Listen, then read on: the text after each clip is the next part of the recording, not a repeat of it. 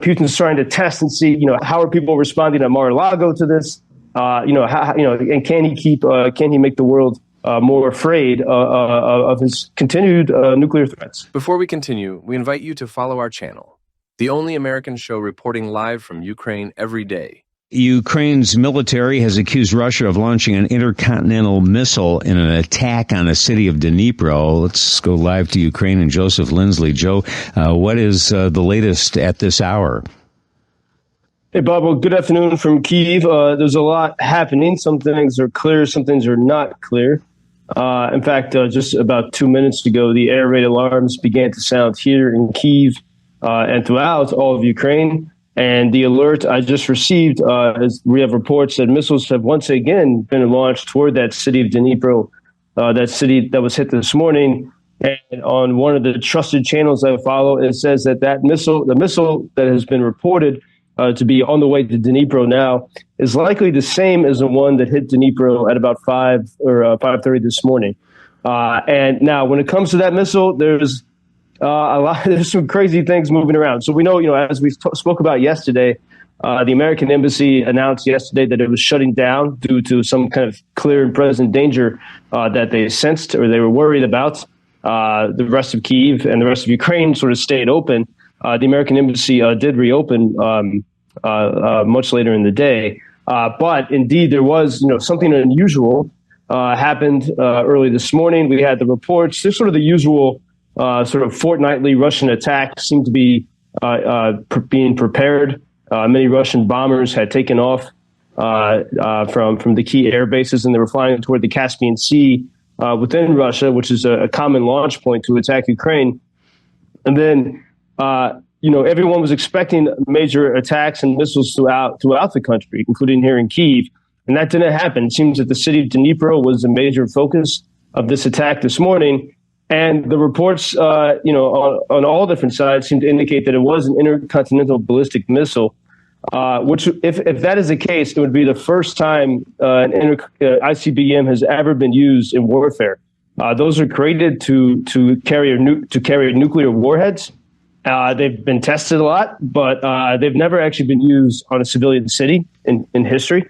And so this would be it would be an extraordinary thing, although, of course, it was not. If that is what it was, it did not have a nuclear warhead on it.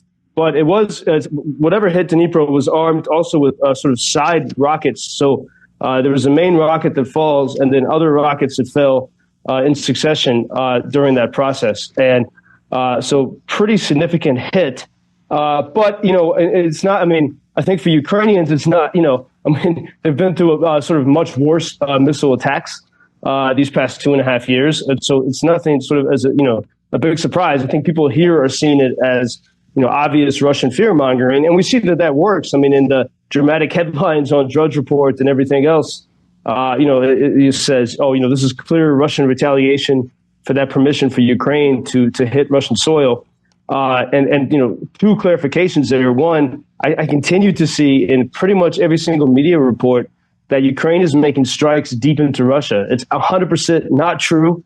Ukraine is only making strikes into the Russian regions that are close to Ukraine, especially that Kursk region, on whose soil Ukrainians have been since August.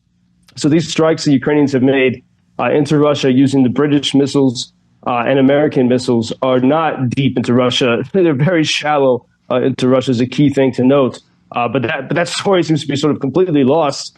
And Russia seems to be almost delighting in the fact that they can make the world very afraid. There was a bizarre press conference from Moscow today.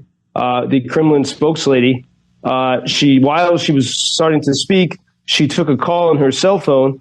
And I think it was pretty bad acting. You could hear magically, you could perfectly hear the voice that was calling her on the cell phone. So, it was intended to be heard. And it was someone from the Kremlin saying, hey, please don't mention the intercontinental ballistic missile in the press conference today, because great acting. Yeah. Wow. The Americans are mentioning it for us.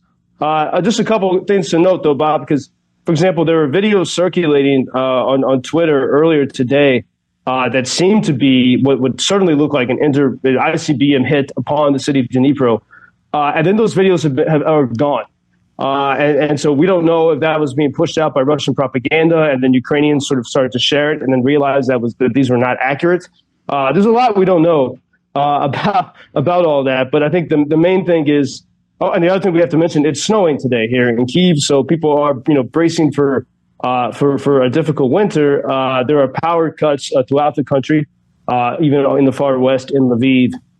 So everyone's really prepared for it. But maybe we'll know in a few minutes, what's happening to the city of Dnipro right now. But I would say that there's a lot of questions to be asked. And I think, again, the impression from the Ukrainians is, and from American experts who are, on the side of Ukraine, is that this is, Russian fear-mongering, the idea of an intercontinental ballistic missile, which is enough to send some shivers through people around the world. Yeah, why now this missile attack? Obviously, Putin, as we've talked about, is looking forward, we think, to President-elect Trump taking office and then dealing with him. So why now? Are they trying to warn or send a message to the West?